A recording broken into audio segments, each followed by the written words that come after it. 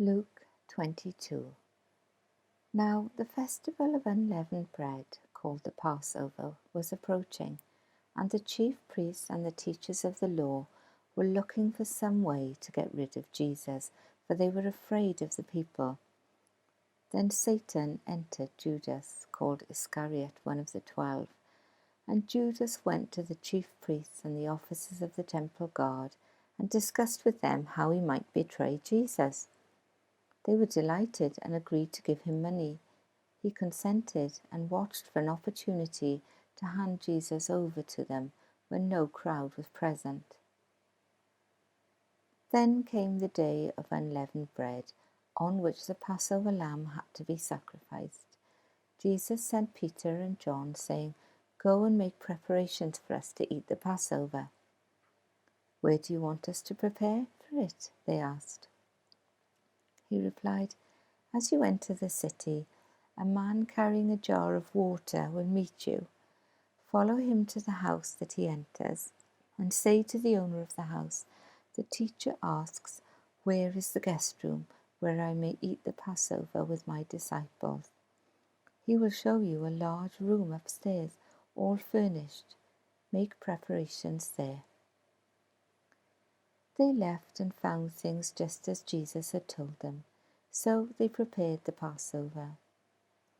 When the hour came, Jesus and his apostles reclined at the table, and he said to them, "I have eagerly desired to eat this Passover with you before I suffer, for I tell you, I will not eat it again until it finds fulfillment in the kingdom of God." After taking the cup, he gave thanks and said, "Take this and divide it among you, for I tell you, I will not drink it again from the fruit of the vine until the kingdom of God comes." And he took bread and gave thanks and broke it and gave it to them, saying, "This is my body given for you. Do this in remembrance of me." In the same way, after the supper, he took the cup, saying, "This cup is the new covenant in my blood, which is poured out for you. But the hand of him who is going to betray me is with mine on the table. The Son of Man will go as it has been decreed, but woe to that man who betrays him." They began to question among themselves which of them it might be who would do this. A dispute arose also among them as to which of them was considered to be greatest. Jesus said to them, "The kings of the Gentiles lord it over them, and those who exercise authority over them call themselves benefactors. But you are not to be like that. Instead, the greatest among you should be like the youngest, and the one who rules like the one who serves. For who is greater, the one who is at the table or the one who serves? Is it not the one who is at the table? But I am among you as one who serves. You are those who have stood by me in my trials, and I confer on you a kingdom, just as my Father conferred one on me, so that you may eat and drink at my table in my kingdom and sit on thrones, judging the 12 tribes of Israel.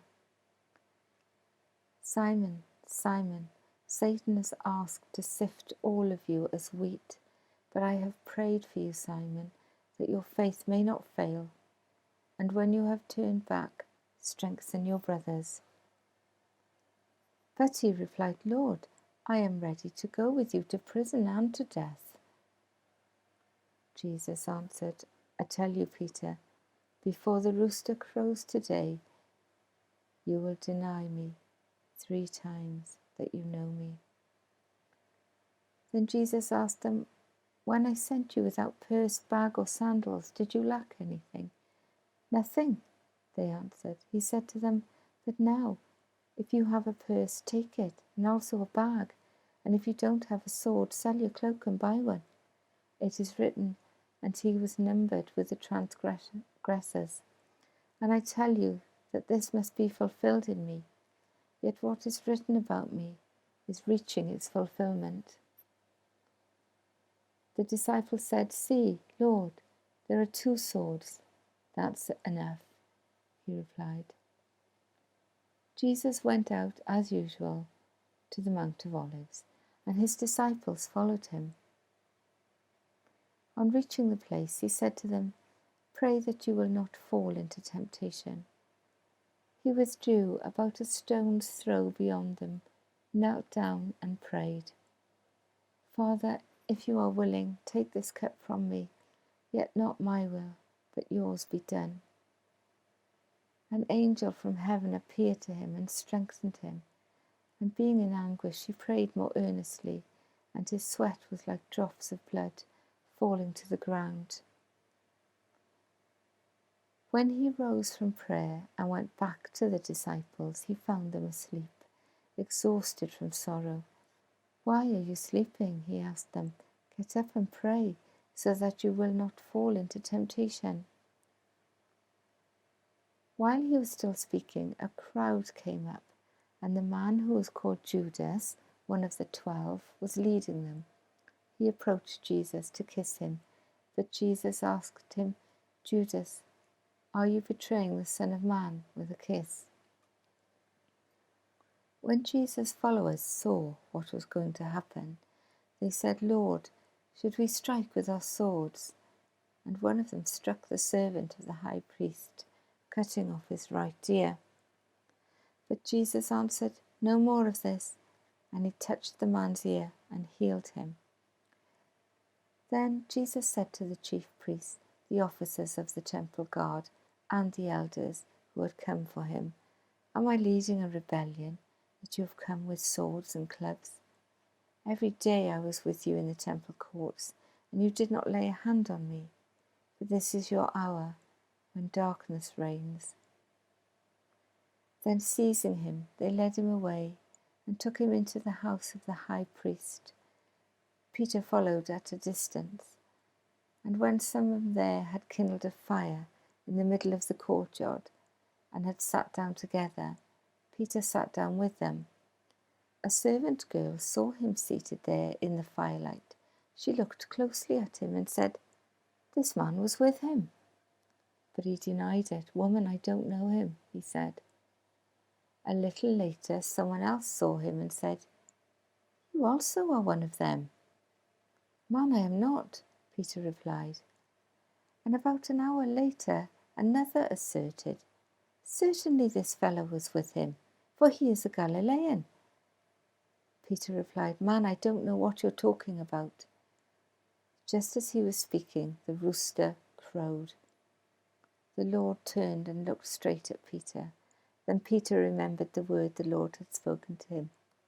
"Before the rooster crows today, you will disown me 3 times." And he went outside and wept bitterly. The men who were guarding Jesus began mocking and beating him. They blindfolded him and demanded, "Prophesy, who hit you?" And they said many other insulting things to him.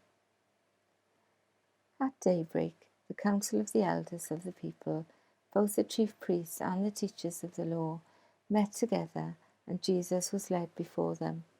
"If you are the Messiah," they said, "tell us." Jesus answered, "If I tell you, you will not believe me, and if I ask you, you would not answer. But from now on, the Son of Man will be seated at the right hand of the mighty God." They all asked, "Are you then the Son of God?" He replied, "You say that I am." Then they said, "Why do we need any more testimony? We have heard it from his own lips."